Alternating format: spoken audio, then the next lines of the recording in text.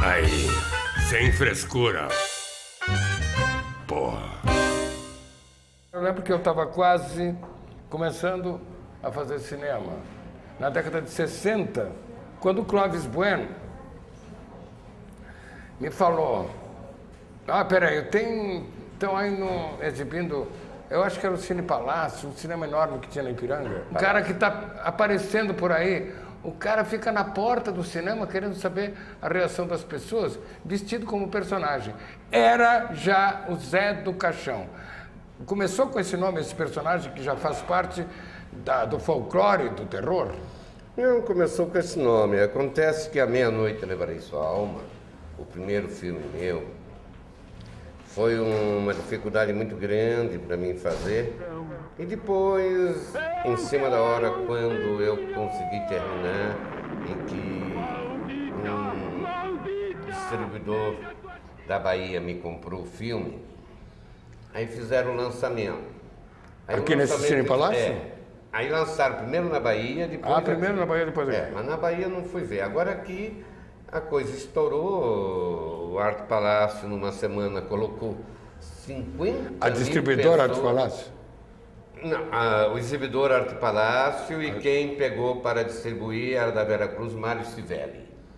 O Mário Civelli pegou para distribuir, achou a fita assim um estouro, né? Mas eu já tinha vendido a fita por 20% do que eu gastei na fita. Aí eu vi aquela fila que começava no Arte Palácio, ia no MAP, virava quarteirão. Eu realmente parava e ficava contando as pessoas. O cinema tinha quantos lugares? Olha, o cinema era grande, porque era embaixo e em cima. Em cima fazia uns 10 anos que eles não tinham aberto. E com a minha fita tiveram que abrir. E não só também aumentarem uma sessão, que é a sessão da meia-noite, que começou com A Meia-Noite Levarei Sua Alma.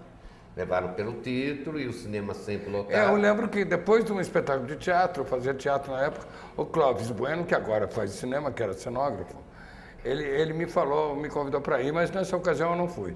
Depois me falaram. E me falaram também com o fenômeno desse grande sucesso que foi, que você já fazia cinema independente antes desse primeiro eu longa. fazia bem antes. Eu tinha feito um filme que até hoje o Jô Soares elogia.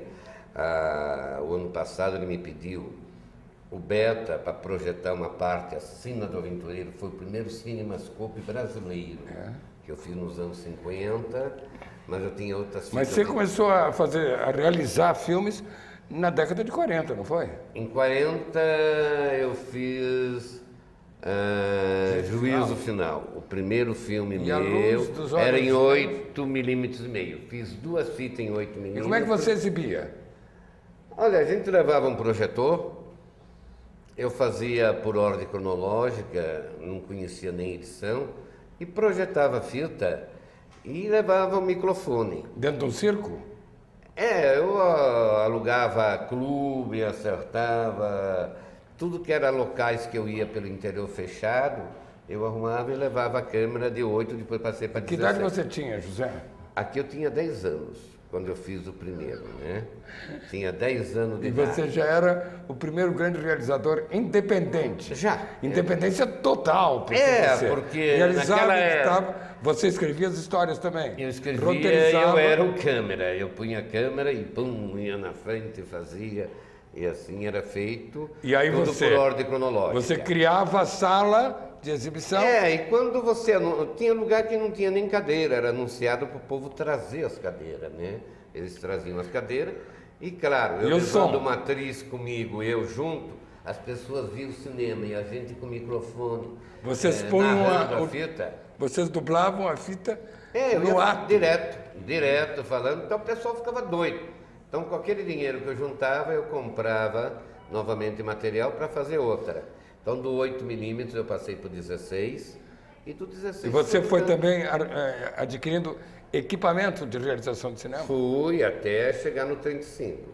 O 35, já quando iniciou os anos 50, eu começaria a Sentença de Deus, que nunca acabei. Houve realmente uma tragédia, a moça acabou que era atriz principal, foi tomar banho na Veracruz, deu uma congestão depois. E ficou com quanto tempo de edição A Sentença de Deus? A Sentença de Deus começou 3 vezes, e ideia de alguns dos diretores, como Carlos Reichenbach, Maurício Capoville e outros mais, eu tenho mais ou menos umas 20 fitas interrompidas em 35. Eles acham que se eu juntasse... Dá para fazer uma edição? Eu estivesse narrando como gancho, e eu faria uma edição de várias das fitas, daria para fazer 2 longas. E as pessoas teriam ideia até do meu cinema dos anos 40, dos anos 50, quem nunca viu, para ver que não mudou, como se diz, a maneira de eu filmar. Que eles acham uma linguagem única. Essa linguagem, como eu sou autodidata, aprendi por mim mesmo a fazer, porque não havia escola aqui no Brasil nos anos 40, anos 50. Eu fui aprendendo por mim mesmo. Quando eu escrevi um livro, aliás, quando eu ganhei um livro do Gustavo Dal, no Rio de Janeiro, e cheguei na Boca do Lixo, que era a boca do cinema. Você ganhou um livro do Gustavo Dal. De como fazer cinema. Como fazer cinema. Aí o Luiz Sérgio Persão pegou na Rua do Triunfo, rasgou o livro, falou: Mujica, se tem que ter um livro, você tem que escrever o seu cinema. E rasgou o livro. Você não tem que ler esse cinema quadradinho, esse cinema teórico, faça cinema prático, faça a sua linguagem. E aí Você falou numa série de pessoas do cinema institucional. Gustavo, que chegou quase a ser presidente da Embra Filmes, que atualmente é presidente de uma série de coisas aí.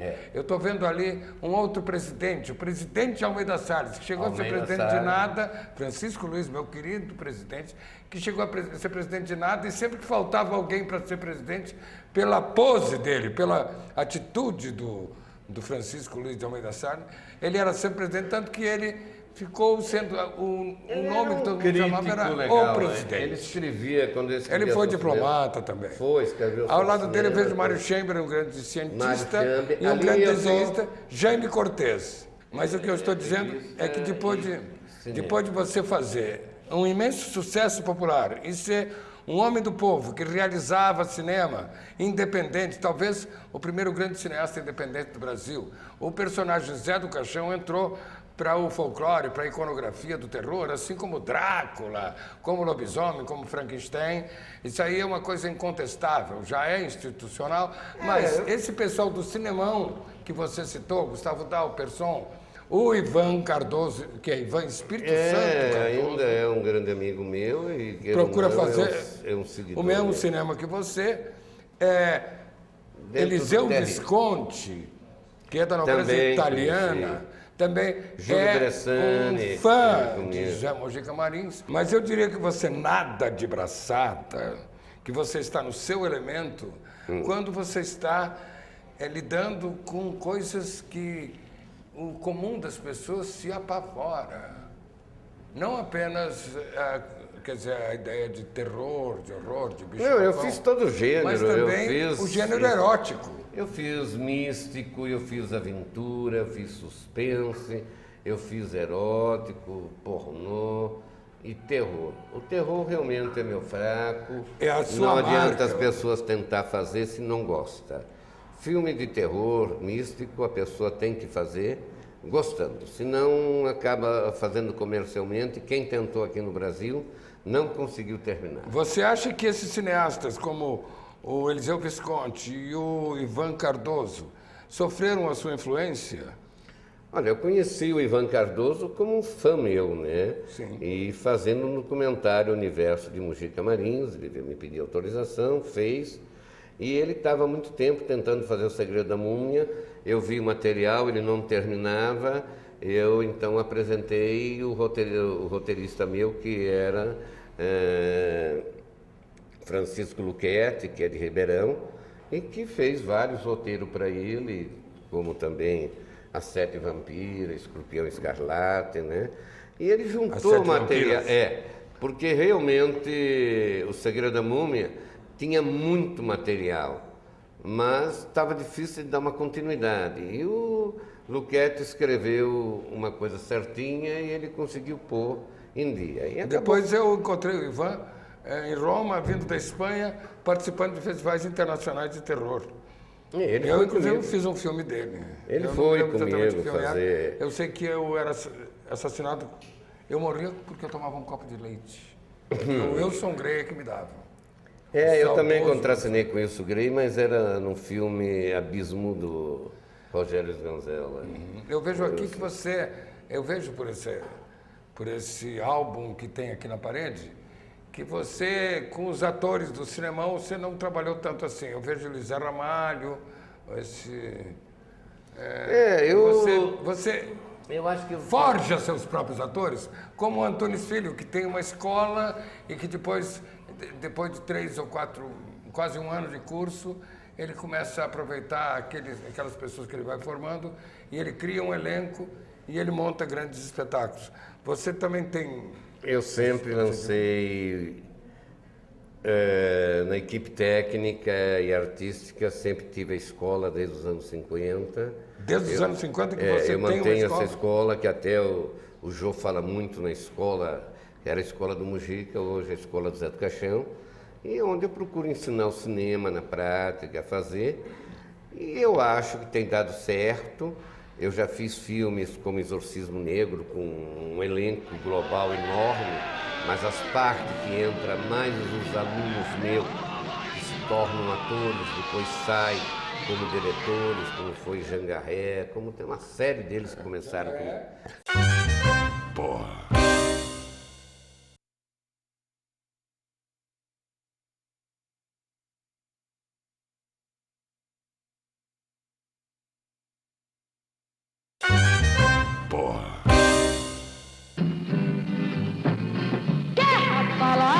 Que cerca dentro de mim um medo do fim, fim pra matar, matar pra acabar,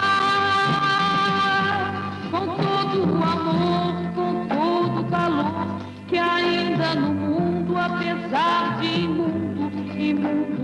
Eu acho que eu fiz todos os gêneros, mas ainda eu me dou mais. Eu fiz um filme, eu fiz um personagem em parceria com você. O filme do Capovilla, Profeta da Fome. Eu não sei por que razão me chamaram para dublar o personagem que você fez, que era o Profeta da Fome. Eu gosto muito do Profeta, achei uma fita realmente muito legal, mas para o público naquela época a fita era muito elevada, era muito intelectual, não teve aquele sucesso de público, né? Grande, mas assim mesmo eu acho que ela se pagou. E o Capovilla é ligado ao Cinema Novo do Rio de Janeiro e o cinema aqui da Boca de São Paulo, que era também Ramalho. O pessoal aqui da Boca tinha muitos que hoje estão no Rio, mas fizeram aqui na Boca. E hoje nós temos aí Pinheiros lá como grandes grupos de cinema, mas a maioria começou na Boca e se mudou para lá, né, para Vila Madalena. Pode-se dizer... Agora, o que eu tenho aí, legal... Depois de você ser amado pelo povo, você conquistou o respeito dos cineastas do universo institucional do cinema? Eu acho que peguei todo mundo de fora do exterior, americanos, alemão. Minha fita faz muito Você fez carreira internacional? Hã? Seus filmes fazem carreira internacional? Nossa, mãe do céu, eu tenho aí mais de 15 filmes rodando o mundo todo, indo muito bem, né? Agora, você não vende mais por 20%, né? Essa bobagem você não faz. Não, agora acabou isso, acabou há muito tempo, né? Hoje eu sou um homem com os pés no chão, numa luta juntando com Olhos de Cão, que é uma firma que fez O Prisioneiro da Grade de Ferro, Opções, Amarelo Manga, né? E eles conseguiram agora juntar, até agora está com 1.600.000, dinheiro que eles eu estão produzindo vão produzir uma encarnação, o final da minha trilogia, que começou em 63, e cuja história, Encarnação, foi escrita em 66, hoje completa 40 anos que eu estava aguardando essa verba. E a verba saiu, como os jornais estão aí expondo, né? Eu estou preparando o elenco de pessoas novas, mas vai vir muita gente global para fazer uma participação especial. Global, você está querendo dizer da TV Globo?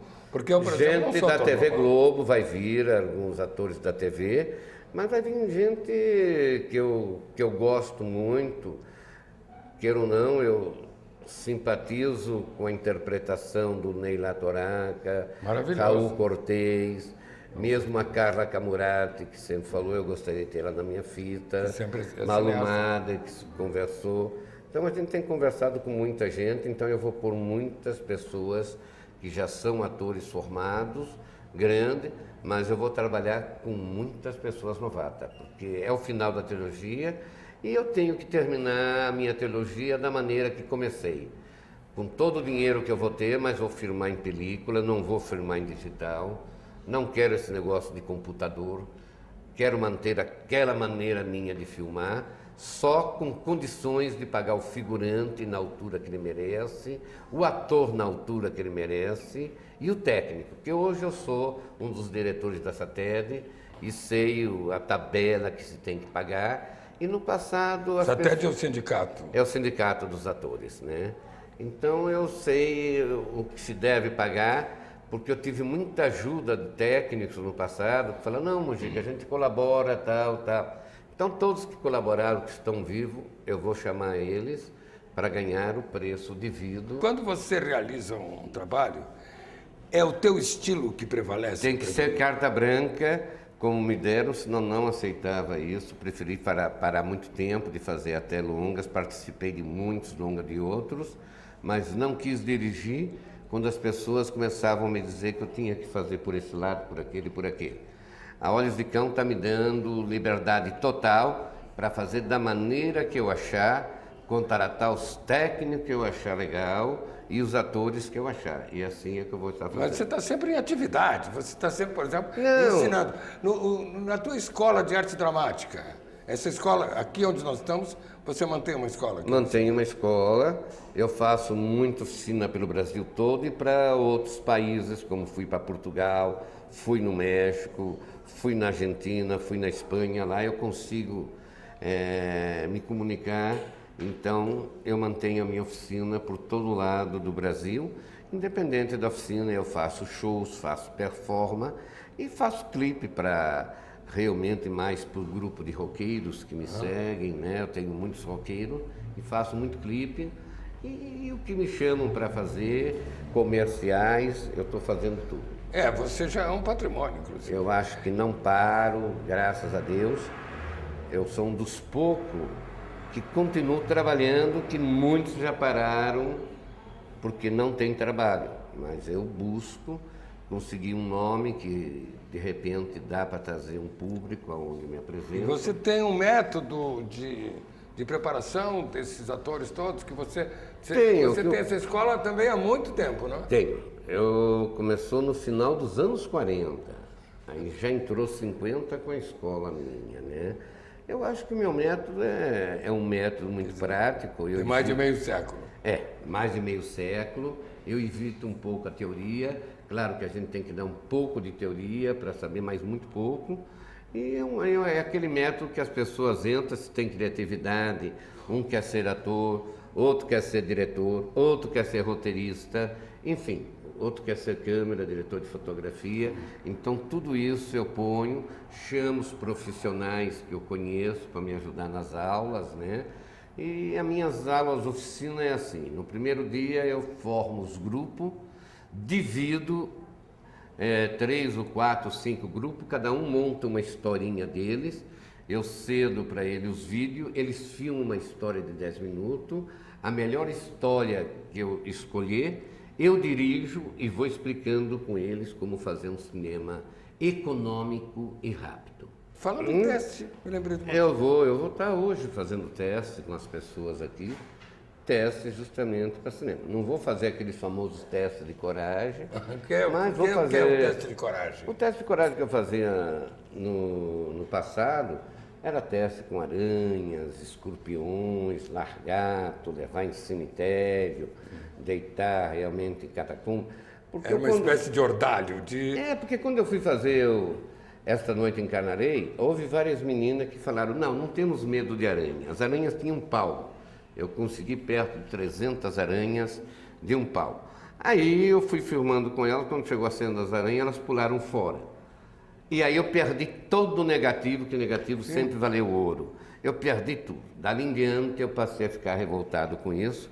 Então quando a pessoa diz, não, eu faço, ela tem que me mostrar no teste que não tem medo, que faz. Então tem medo de escorpião, Claro que a gente tem um médico junto, tem as pessoas perto, entende? Então era chamado de teste de coragem. Você sabe que no Grande Motim, o Marlon Brando morria queimado. E aí ele exigiu saber como é que era a morte, porque ele era caboclo morredor, é bom de morrer, né? Como é que se morria queimado? E então levaram para aquela ilha lá, já parou a produção, ele deu um certo prejuízo, e levaram um especialista em queimados e o cara disse o seguinte, a sensação é de quem está sendo congelado, é idêntica. O cara que morre no incêndio, a sensação que ele tem é que ele está morando num frigorífico. Aí me disseram que tem um filme seu que o inferno era gelo. Gelado. Gelado. Como é que porque ele está aí, precisaram também de um especialista de saber quando é que, até que ponto o cara aguenta o limiar daquele indivíduo para tolerar o congelamento. Tem um momento que o cara morre de hipotermia, né? Mas porque eu faço a fita preto e branco e o inferno em cor.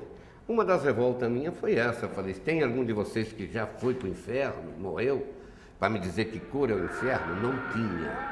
Agora, por que eu fazia o inferno em cores?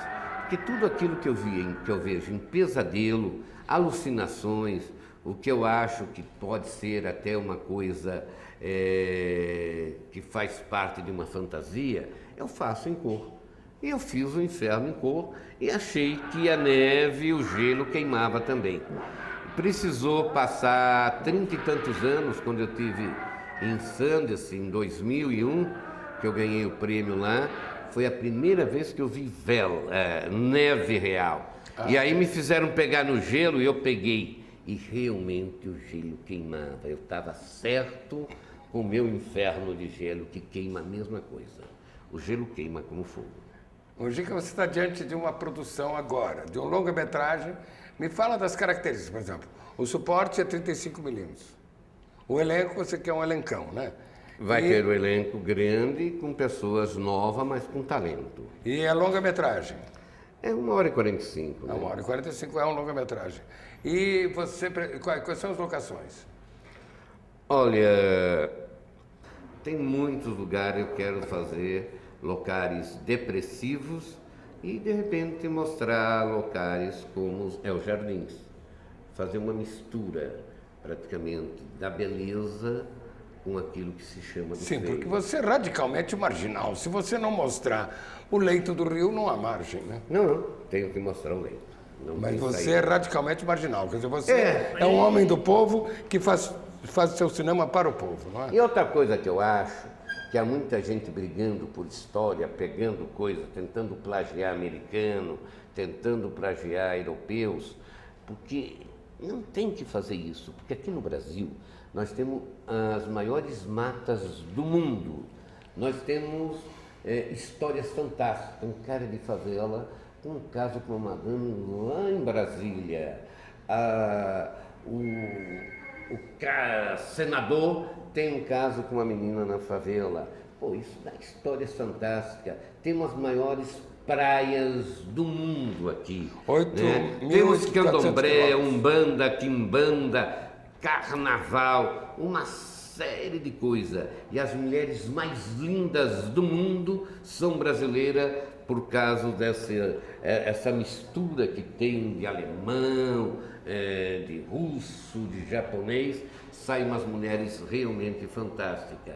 Então, para que a gente tem que se basear em outra história? Vamos fazer o que é nosso. Então, Mojica, a história é nossa.